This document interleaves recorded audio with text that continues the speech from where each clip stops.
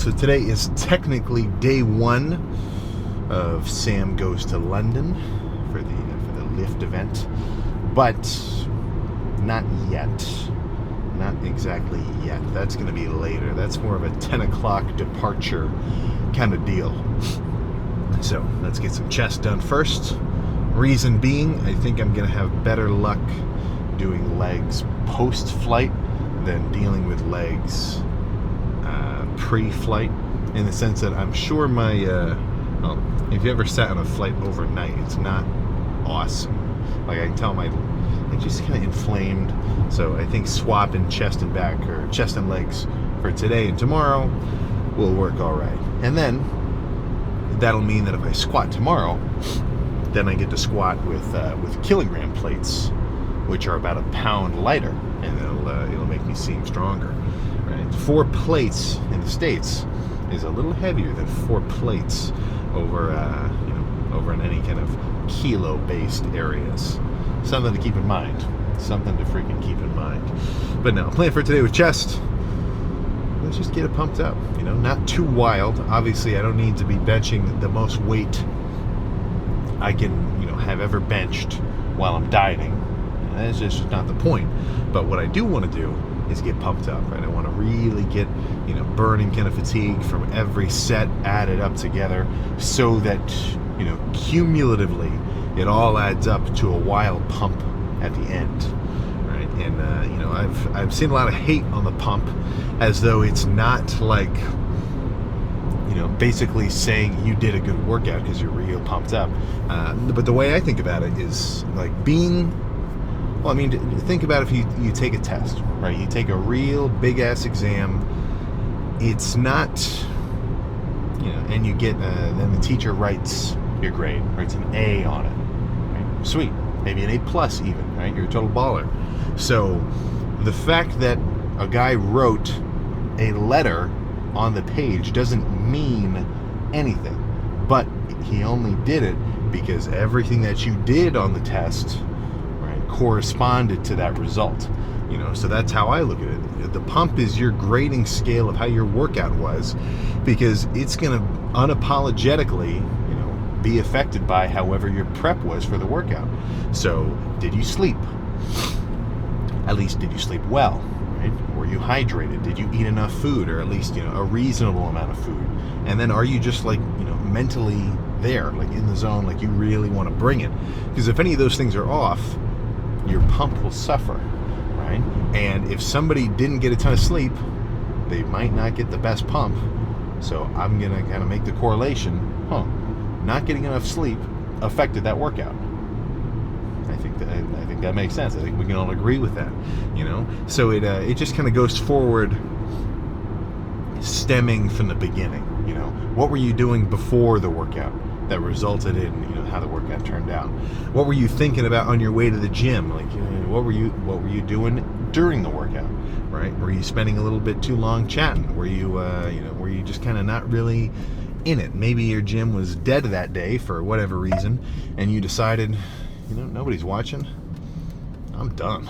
I did 3 sets and I'm out of here, right? So anything that is going to affect the pump, I feel, will also affect the quality of the workout, and then in turn, in the longer kind of scale of things, the quality of your gains, the quality of your progress. Yeah, man. If you're a guy who takes it easy in a workout, you show up and then you just, somebody who constantly slacks,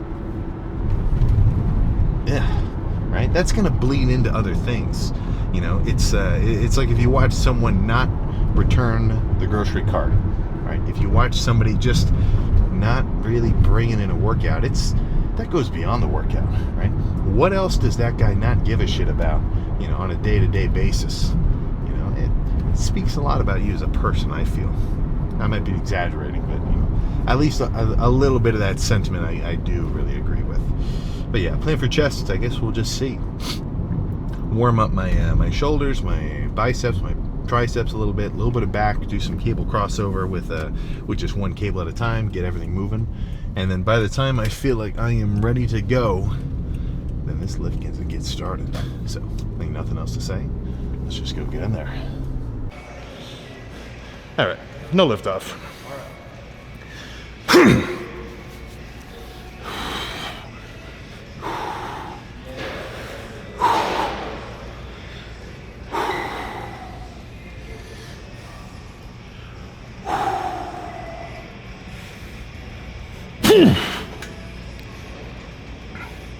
on, Sam.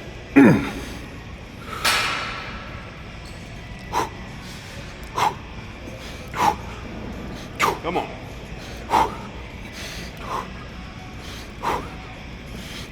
Come on, Sam.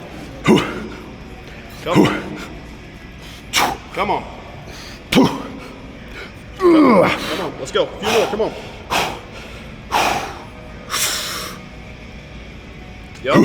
Yup. Come on. Come on. Let's go. Let's go.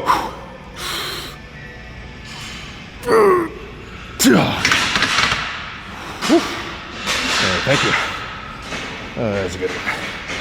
All right. It was like, what, 20 easy ones there? That was like 15. That was more than I thought, though. That was great. I'm ready. Thank you. Oh.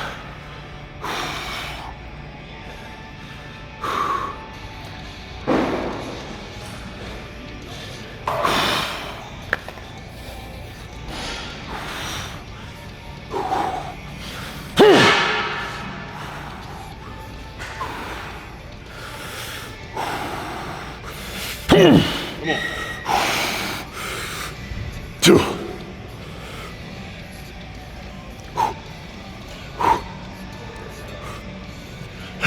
Come on. Come on. 2. Come on. All right, let's go. Come on.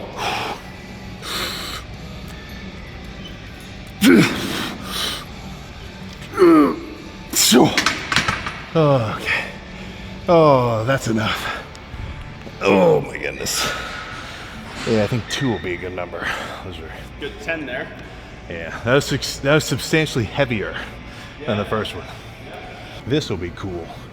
Just a converging cable press. I'm trying to pick up the pace today a little more than normal. All right, come on.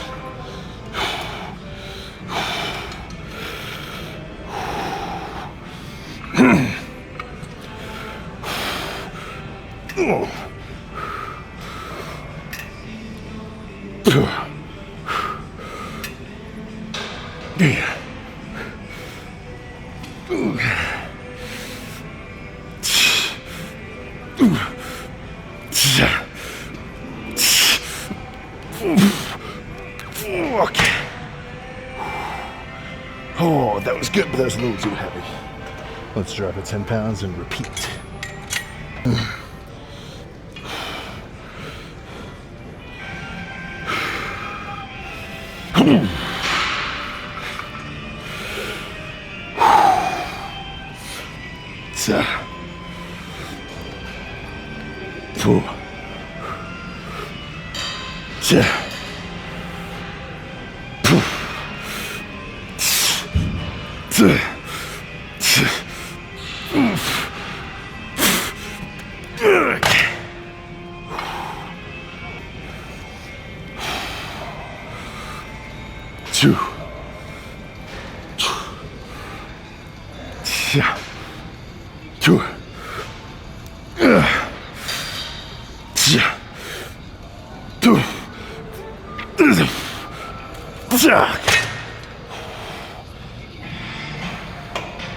Yeah, I think one set of cable flies will be it. Those sets of bench hit me harder than I thought. This will be good. So cable flies, sort of drop set it into presses, then we get bows down.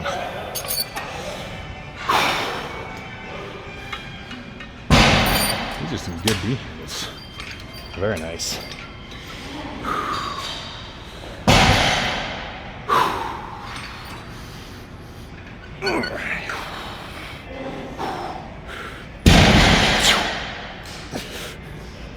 Yeah.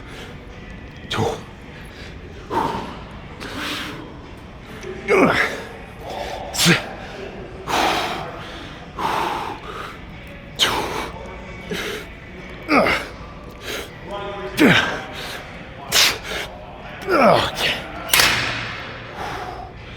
Oh my gosh. Let's go push down. All done. All right, so this was pretty classic lighting from the last dieting phase because I was coming to this gym a lot. 24-hour, pretty mellow. I mean, it's not usually much busier than this. And when I was really peeling down, that's what I wanted. Just, nothing too much. So it was easier for me to focus on my own lift.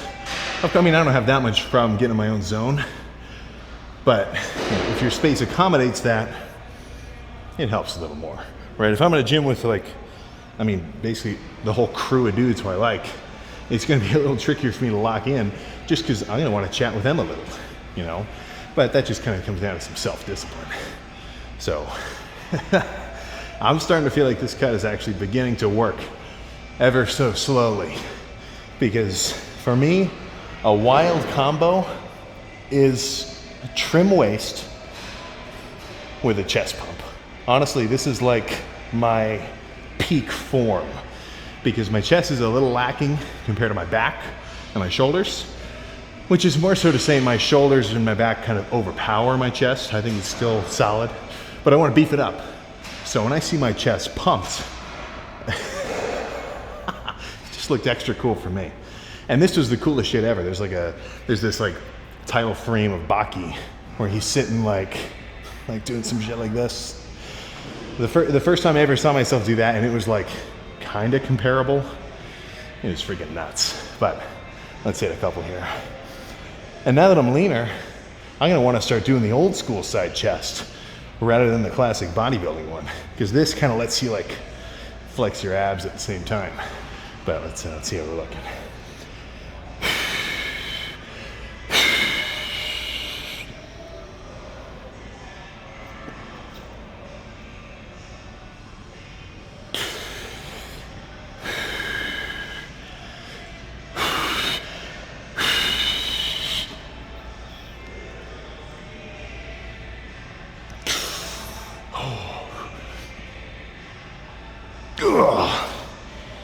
Oh my gosh. All right, let's get one classic one too, and then get out of here.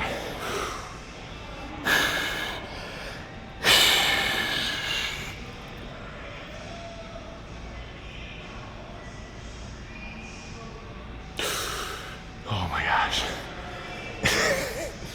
I could just sit here for freaking ever. But the value of a pump comes with its fleetingness. So let's go home, chill, get some food in my system, and get excited for coming back for another one, right? But let's roll. Okay, that was a good one. Faster paced, felt like a beast, and I was, oh my gosh. Yeah, I'm starting to actually feel the strength, well, let's just say lack of strength endurance now. Ooh, crap, we're crooked. All right, let me pull up and fix you. But what I mean by that is when I'm bulked up, when I got a lot of food in my stomach, and I'm well, let's just say fully energized, as it were, what that means, at least for me in a very practical sense, is I can lift a lot of weight for a lot of reps, right? I'm not gonna get so gassed physically that, actually doing a decent set, totally wrecks me and I can only do one, right? That's when I can do some leg press, or not even just leg press, but squats and Smith squats and leg press and some sissy squats and everything else. It's a little bit of a longer lift. But when I'm dieted, not so much, just straight up not so much gas in the tank. Dude, what was 16 reps down to 10 reps in just one set? Whoa. But I'm okay with that. That's not making me stress out, because it almost makes me think that first set really did a little bit extra good. You know what I'm saying? Because, what's the best way to maintain strength? Right? Just kind of general question, is it, that you're eating? Is it maybe extra cardio? as far as I'm concerned, it's just exposing yourself to heavier weights consistently, you know? If I did only light leg extension and light leg press for the next 6 months or year or whatever, dude, my squat would be horrendous. Not that this, you know, my strength matters just for its own sake, but the way I look at it, you know, if you're a stronger dude and you're physically capable of more force output with heavier weights, like, I mean, still for a set of 10 or 8, but if you can do that, then I think that you're capable of going even harder on lighter weight sets, because you can kind of like tap into that strength reserve, you know what I'm saying? Because it's as much as strength is just a attribute, it's also kind of an acquired skill, you know?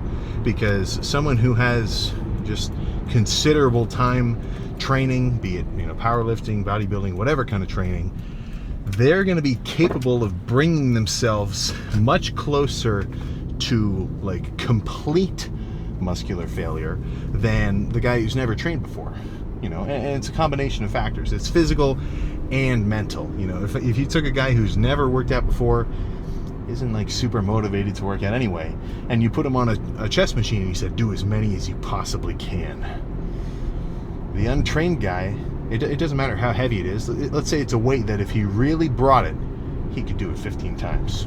You know, so let's say I pick a weight that I could only do for 15 times. Like, if you could somehow analyze my pecs and my chest and all my muscles and everything, I could do it 15 times. So we're both set up with the same relative weight. For me, since I've trained for a while and I'm comfortable with like being uncomfortable in a set and really just, I think I'd be able to come closer. You know, maybe I could get 13. I don't think you can ever get as much as you can truly get, you know, because your brain's kind of limiting yourself like that. And having that thought process always means you got more in the tank, so you can go harder, so I like it. But when you take the untrained guy, you know, he might only get 6. He might get 7 and then tap out because he's like, oh, But if you had that same dude train for long enough and get used to training and get used to pushing it, well, then guess what? He'll be able to get closer to that, you know, actual maximal number. And a good way to look at any argument or any subject that has some, you know, subjectiveness to it a little, or it's not like a perfect science, is take things to the extreme. You know, let's say there's 2 sides to an argument.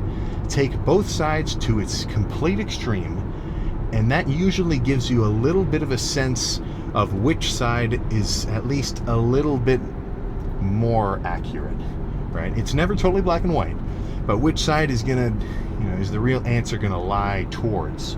So in terms of workout intensity, right? Let's say you've got 2 sides. Absolute 0 intensity, lazy ass, like just barely even physical activity. Like if I came in and did like 10 reps with the 20s, if I came in and did 10 reps with like the 5-pound weight increment on those cable presses, right? Not even like 0, or no, what's RPE 0, right? Rate of perceived exertion is rated at a 0 for that set, right? So that's the extreme on that side.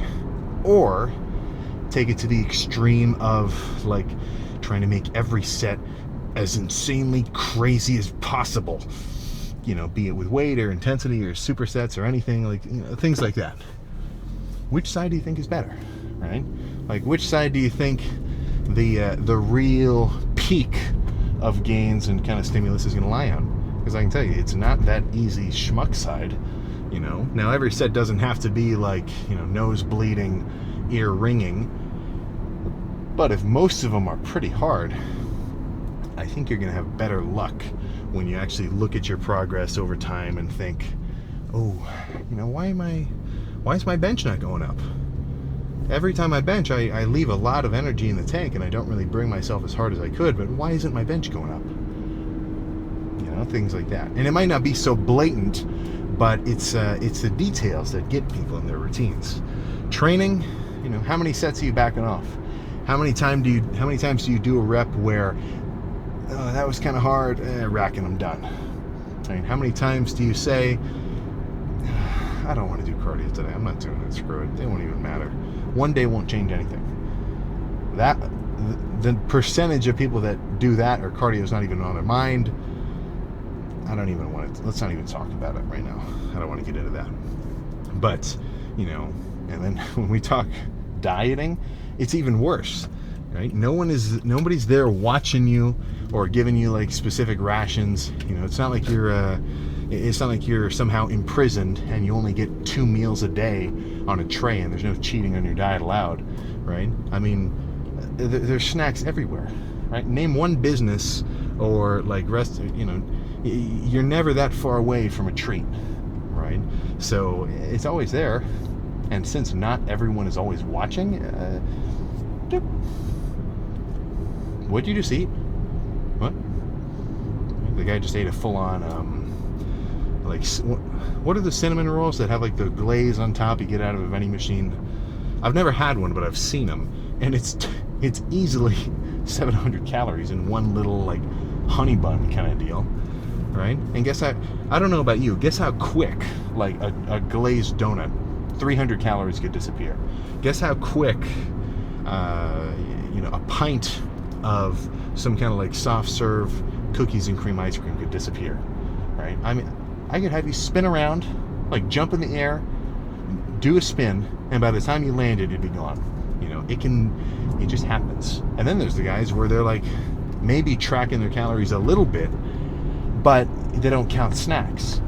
It's like, yeah, I'm just having a couple Doritos. You know, I stop in the pantry, just foraging for whatever's around. I didn't snack that bad today. And then meanwhile, the guy ate 1,000 calories worth of like just small 50-calorie increments 20 times. You know, one handful of peanut M&Ms that was on the front desk, that could be 200 calories. That'd be a big handful. A regular handful, it's probably 100, right? But they add up, you know. You get if you really track everything, I mean, you get one untracked, 200 calorie grab. And after that, you're really kind of losing it, you know. So it's, honestly, I think when we think of a grading scale, you know, and we say like 70% out of 100, that's still passing. It's not the same with working out or with anything that you really want to get into, you know, because if you want legit results, well, then you got to be closer to that, you know, 95% accurate range, right? And it comes down to kind of what you care about, I feel. You know, nobody, if you told me to, let me think of something. If you told me to clean somebody else's room, or like if I was hanging out with somebody, like, dude, can you do my dishes? I don't want to, they're not mine. I don't care about that. No, right?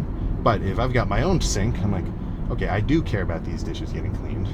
I'm going to do it, right? So it's just something where you got to keep in mind that a lot is going to go into it. You know, you wouldn't want to go to the doctor who only, you know, gets his sutures right 70% of the time, right? You want real, accurate results that you can depend on, right? You want the guy to be on his shit. So if you want real, legit gains that continually, as you work for them, you can depend on getting, well, then you got to be on it, right? You really got to be on it. And for anybody who is, right, for anyone who really is on their shit, let's say you've lost like 10s, 20s, like 100 pounds over a certain dieting phase, and you've been doing your cardio and tracking your calories, then you get it, right? You understand, like, yeah, shit. You know, if you had like a little mini Sam hovering on your shoulder, and I watched everything that you ate in a day, and you've never tracked your calories before, I think you'd be surprised. Or I think somebody would be surprised if they saw just how much they ended up eating, kind of just unknowingly. You know, so once you kind of open your eyes to the matrix, once you start to see the big picture, you follow. Is it the white rabbit? Yeah, it's a white rabbit. Well, either way, once you get into the rabbit hole and you really see how everything works, then you're just going to be able to play the game much easier, right? Who's going to win at chess? Somebody who knows all the rules, or someone who doesn't, right? So it's it's just a situation of like, how much time and energy do you want to put into something, and matching that with, you know, how many or what degree of results you want to get out of it, you know. So that's my end speech there in terms of cardio and training and everything else. But if you're bringing it, and you're bringing it slightly more on the regular, continually over time, well, then you don't need me to tell you what to do. You're good, right? You want to be a accelerating object, right? You always want to add more force to your momentum and reduce drag on your system, So I think the reducing drag part of training is much more mental than physical, right? Because if you want to really, up your game, then you just physically have to do more, right? Get more in tune with tracking things and actually lifting and making sure that you value every set, and you're not thinking oh, I got 10 more sets. Be okay, I'm making this set nuts, and then I'll think about the next one when I'm done, right? Things like that. That's going to build your momentum up. And in terms of reducing drag, that's where you've got to just try not to get tired out of it. Try not to get fed up or just bored or, not man, I'm not exactly where I want to be. Yeah, spoiler alert, guess what? No one is. That's kind of the whole point, right? I'm talking Sisyphus up the hill with the rock. It's not to say you shouldn't be content with the progress you've made. I think that's an awesome motivator too, because you get to see how far you've come, and it motivates me at least to know just how much further I can go. So it's not like I've never liked the idea of guys where they're yeah, I'm never happy. I never look at myself with contentness, man. I always see the flaws. I'm well, that kind of sucks. I think that's a little too far for me. That's a little bit more opinion related, because it's well, you're basically just being your biggest hater. There's a difference between being your biggest critic and being your own biggest hater. So that's a little bit different, right? But if you can really just get a grasp of, okay, this is going to take a while. I'm going to be doing this for a while, and I already enjoy it now. What's the rush, right? As long as I know everything I'm doing is keeping me on track, I'm a happy camper, right? That's for freaking sure. But now I'm getting into a long-ass ramble. Overall, solid lift, and my next workout is going to be over in the United Kingdom, so I'm gonna have to flip my accent. Oi, bruv, you almost done with that leg press. Got to hit my quads, yeah. That sort of stuff. But no, that's gonna be fun. That is gonna be. I'm getting excited. Not so excited about. So I went to the UK Arnold last year, and that was sweet. But I could not sleep on the overnight flight. That was not awesome. But that's okay. I bet I'll sleep rather well tonight, especially knowing I had a wild-ass chest day. And as soon as because every time I finish a pump check, I look at myself in the camera screen and go back in the clip. As soon as I saw that old school side chest, that was an instant Instagram story. Yeah, that was freaking sweet. So flat and still that full, I'm getting excited. This I can say with certainty, this will be the wildest Sam look ever. In a few months, not like tomorrow. But I'm okay with that. So nothing else to say. Hopefully you're doing your cardio, or at least if New Year's coming around. Maybe I can hope that you or a loved one is going to make cardio your New Year's resolution. But you can lead a lifter to the bike. You can't make him pedal.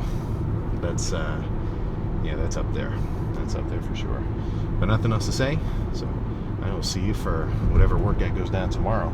I'll try to get a couple clips of me sort of just running around and traveling. But it's kind of, it's just me. So it's, I kind of feel like a little bit of a fool doing walking around vlog style, like I'm holding the camera here. But we'll see. But I know it's going to be fun over there. So if you're headed to the lift event, I will see you there. That's for freaking sure. But nothing else to say. And I know I said that 6 times already, but now I mean it. I'll see you tomorrow.